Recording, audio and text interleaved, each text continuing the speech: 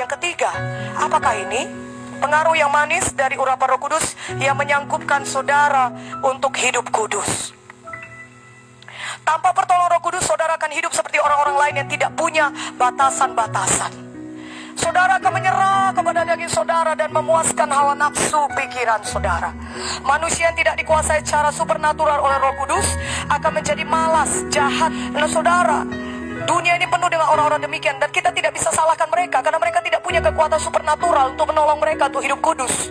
Tetapi ada orang-orang Kristen yang tidak membiarkan dirinya dikuasai oleh Roh Kudus. Maka apa yang menguasai mereka? Daging mereka, nafsu mereka, indera mereka, dan dunia menguasai mereka, saudara. Dan lebih parah, setan-setan mulai merasuki mereka, saudaraku, sehingga mereka hidup mereka jahat, malas, tidak pernah rajin, malas selalu. Itu tanda daripada kita tidak dikuasai Roh Kudus. Itu berarti kita dikuasai nafsu, dikuasai indera kita. Kalau kita sudah mulai malas berdoa, malas baca firman, malas menginjil, itu tandanya tidak dikuasai Roh Kudus. Kita harus membiarkan diri kita dikuasai oleh Roh Kudus.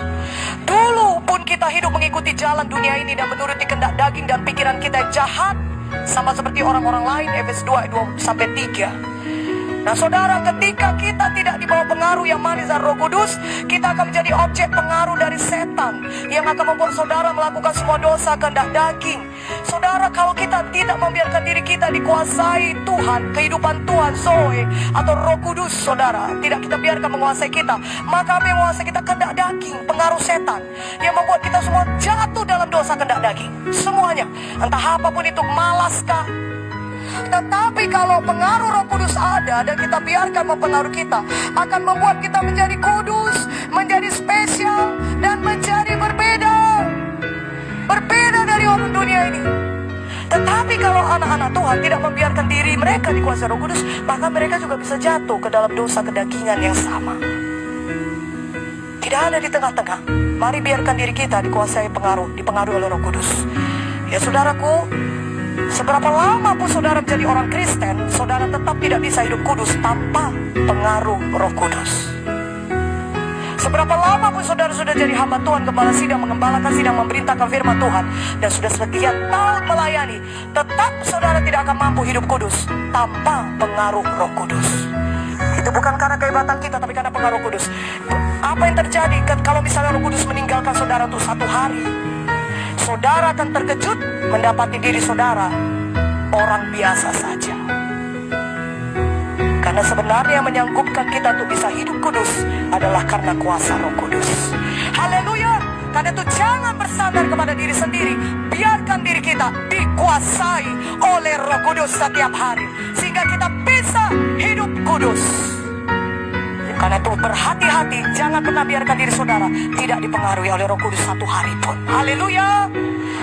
Pertama, Roh Kudus memampukan saudara untuk menolak kehendak daging saudara. Dia mampukan saudara. Itulah dia pengaruh Roh Kudus.